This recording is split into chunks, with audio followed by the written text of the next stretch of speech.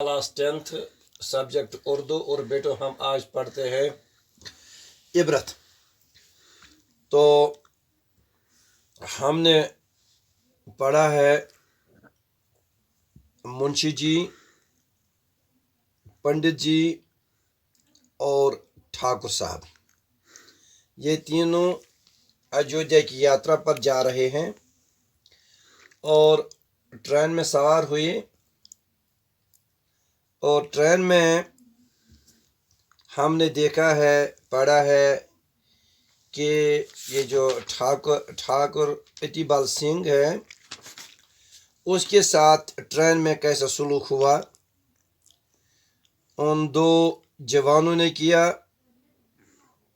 उन्होंने ठाकुर को याद दिलाया कि उसने किस तरह उनसे रिश्वत ली थी। अब उन्होंने भी गाड़ी में उससे बेइज्जती की। बेटो आज आप पेज नंबर 43 निकालिए अपनी किताब का और मैं बुलंद खानी करूँगा, आप गौर से देखिए किताब की तरफ। पंडित जी अब तक खामोश थे, दिल में कांप रहे थे कि कहीं मार पीट न हो जाए तो गेहूं के साथ गिन भी पिस जाए। गेहूं के साथ घुन भी पिस जाए। गेहूं के साथ घुन भी पिस जाए। मौका पाकर ठाकुर साहब को समझाया। ठाकुर ने तरह देने में खैरत समझी। जो ही तीसरा स्टेशन आया उन्होंने इस कमरे से बीवी बच्चों को निकाला। उन दोनों शैतानों ने उनके असबाब उठा कर फेंक दिए। जब ठाकुर साहब गाड़ी से उतरने लगे तो एक ने उन्हें ऐसा धक्का दिया कि बेचारे हुंदे मुंह प्लेटफार्म पर गिर पड़े। गार्ड से फरियाद करने दौड़े थे कि इतने में इंजन ने सीटी दी। जाकर अपनी जगह बैठ गए। बेटो यहाँ हमें एक वो सीन देखने में मिलता है कि पंडित जी ठाकुर साहब के साथ जिस डब्बे में थे उस डब्बे में जो ठाकुर साहब के साथ उन दो मुसाफिरों ने जो उसके साथ जो बदसलूकी की, तो पंडित जी बिल्कुल खामोश बैठे थे, दिल में कांप रहे थे कि कहीं मारपीट न हो जाए तो गुनहगार के साथ बेगुनाह भी गिरफ्तारी बला हो जाए। यानी बेटो ये मुहावरा है, गेहूं के साथ घुन भी पीसना। इसका मतलब है गुनहगार के साथ बेगुनाह भी गिरफ्तारी बला होना। यानी उसने सोचा कि अगर पंडित जी को यहाँ इसके साथ उन्होंने मारपीट की तो मुझे भी बेगुनाह इसके साथ मार खानी पड़ेगी। लिहाजा उसने मौका पाकर ठाकुर को ही समझाया और उससे कह दिया कि आप इस मामले को छोड़ दो।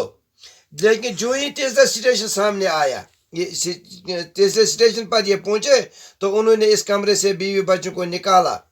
उन दोनों शैतानों ने यानी उन दोनों जवानों ने उनके असबाब, उनका जो माल था उसको उठा कर गाड़ी से बाहर फेंक दिया।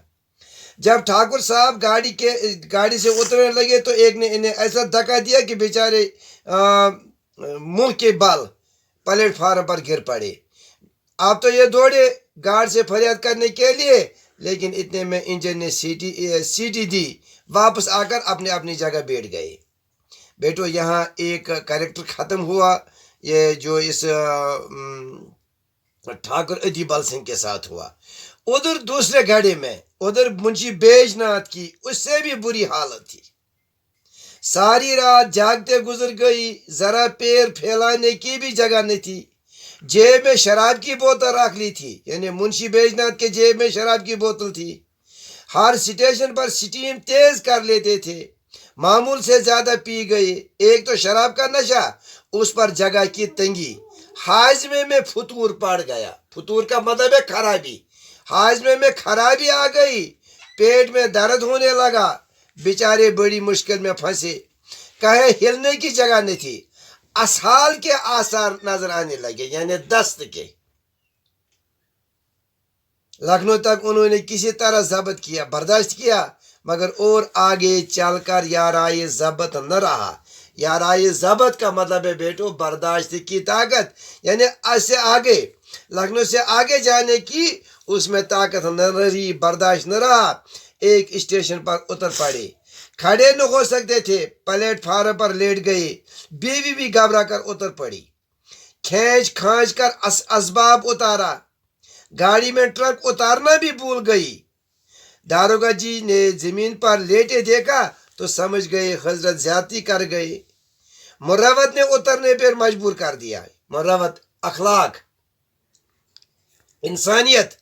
इंसानियत ने दारोगा जी को भी और पंडित जी को भी नीचे उतरने पर मजबूर किया। सब ने यहाँ पड़ाव डाल दिया। देखा तो मुंशी जी की हालत अबतर थी, यानी अबतर का मतलब है खराब। बुखार, तशखंज, पेट में मरोड़, काई और दस्त। बड़ी तशवीश हुई, यानी बड़ी परेशानी हुई। स्टेशन मास्टर ने समझा हेजा हो गया है, हुक्म दिया मरीज को अभी बाहर ले जाओ। दारोगा जी ने हर चंद मिन्नत समाजत की, मगर उन्होंने एक न सुनी। मजबूरन लोग मुंशी जी को स्टेशन के अहाते से बाहर एक दरख्त के नीचे लाए। मुंशायन रोने लगी। मुंशायन है बेटो मुअन्नस, मुंशी इसका मुअन्नस है मुंशायन। मुंशायन रोने लगी। अब हकीम साहब और डॉक्टर साहब की तलाश हुई। वहां डिस्ट्रिक्ट बोर्ड का एक शफाखाना था, मगर डॉक्टर का काम कंपाउंडर से लिया जाता। स्टेशन के मुलाजिमों से मालूम हुआ कि डॉक्टर साहब भी बलहूर ही के रहने वाले थे। लोगों को तस्कीन हुई।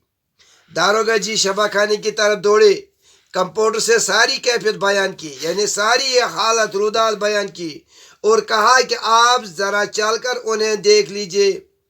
उनका नाम चोखेलाल था, यानी कंपाउंडर का नाम। रुखाई से बोले, रुखाई का मतलब है बेटो बद अखलाकी से। सुबह के वक्त बाहर जाने का हुक्म नहीं है।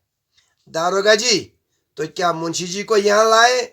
चोखेलाल, आपका जी चाहिए लाइए। ठाकुर साहब ने दौड़ धूप करके एक डोली का बंदोबस्त किया। बंदोबस्त का मतलब है बेटो इंतजाम। मुंशी जी को लाद कर शबा खाने लाए। जो ही बरामदे में कदम रखा, चोखेलाल ने डांट कर कहा, डोली नीचे रखो, हेजे के मरीज को ऊपर लाने का हुक्म नहीं। बेजनाथ बेहोश तो थे नहीं, बेजनाथ बेहोश तो थे नहीं। आवाज सुनी, यानी बेजनाथ कमजोर हुआ था लेकिन बेहोश नहीं थे। इसलिए जब उन्होंने चोखेलाल की आवाज सुनी तो उसे पहचाना। अरे ये तो चोखेलाल है, क्यों भाई मुझे पहचानते हो? यानी मुंशी ने कहा। चोखेलाल ने बोला, जी हाँ खूब पहचानता हूँ। बेजनाथ, पहचान कर भी इतनी बेमुरवती बद अखलाकी, मेरी जान निकल रही है। देखिए तो मुझे क्या हो गया है। चोखेलाल, देख लूंगा, मेरा काम ही क्या, फीस निकालिए। दारोगा जी गुस्से से बोले, शफा खाने में कैसी फीस जनाब ईमान? चोखेलाल, वैसी ही जैसी इन मुंशी जी ने मुझसे वसूल की थी जनाब ईमान।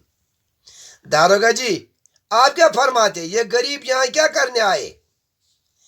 चोखेलाल जी, आप नहीं समझे, मेरा वतन बलहौर है। बेटो यहाँ आपको अंडरस्टैंड करना है मामला क्या है। यानी चोखेलाल ने उससे फीस ली थी। आप चोखेलाल से उसने वहां रिश्वत ली थी। अब यहाँ चोखेलाल की बारी आ गई, इसलिए चोखेलाल ने बोला 10 रुपए निकालिए फीस।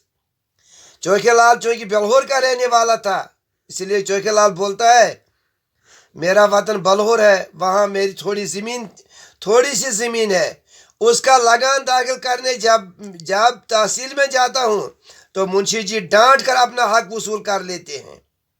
तो जनाब, कभी नाव गाड़ी पर, कभी गाड़ी नाव पर। बेटो ये मुहावरा है, वक्त बदलने पर बोलते हैं, कभी ऐसा कभी वैसा। यानी तहसील में जब चोखेलाल लगान भरने के लिए जाता था तो उस वक्त मुंशी जी मूंछों पर ताव دے کر کہتا تھا کہ میرا فیس لے آؤ. اب تو باری آ گئی چوکھے لال کی، اس لیے چوکھے لال نے بولا میری فیس کے 10 روپے نکالیے ورنہ اپنی رات لیجیے. داروگا جی نے منشائن سے روپے مانگے، تب اسے اپنے بکس کی یاد آ گئی، چھاتی پیٹ لی، روپیہ اسی میں رکھے تھے. داروگا جی واج بھی خرچ لے کر چلے تھے، یعنی ضروری خرچ. کسی طرح 10 روپے نکال کر چوکھی لال کی نظر کیے، انہوں نے دوا دی. دن میں کچھ افاقہ نہ ہوا، یعنی دن میں کچھ سہولیت اس کو نہیں ہوئی، مگر رات کو کچھ طبیعت سنبھلی. دوسرے دن بھی دوا کی ضرورت ہوئی. داروگا نے بہت محنت کی لیکن چوکھے لال نے ایک نہ سنی. آخر منشائن کا ایک زیور جو 24 روپے سے کم کا نہ تھا بازار میں بیچا گیا. تب چوکھے لال نے دوا دی. شام تک منشی جی چنگے ہو گئے، یعنی ٹھیک ہو گئے. بیٹو یہاں تک دوسرا کریکٹر ہم نے پڑھا، یعنی کس طرح چوکھے لال کی بھی بےزتی، کس طرح بیج ناتھ کی بھی بےزتی ہو گئی. یعنی اس سے جب چوکھے لال سے واسطہ پڑ گیا تو چوکھے لال نے کس بے مروتی سے، کس بد اخلاقی سے ان کے ساتھ سلوک کیا. اور یہ صرف اس وجہ سے کیونکہ جب جب یہ منشی کے پاس آتا تھا چوکھے لال تو یہ بھی اس کے ساتھ بد اخلاقی سے ہی پیش آتا تھا اور اس سے رشوت لیتا تھا. تو یہاں تک 2 کریکٹر ختم ہو گئے، اور انشاءاللہ ہم کل تیسرا پڑھیں گے جب یہ ایودھیا میں پہنچ گئے تو وہاں ان کے ساتھ کیا ہوا. شکریہ.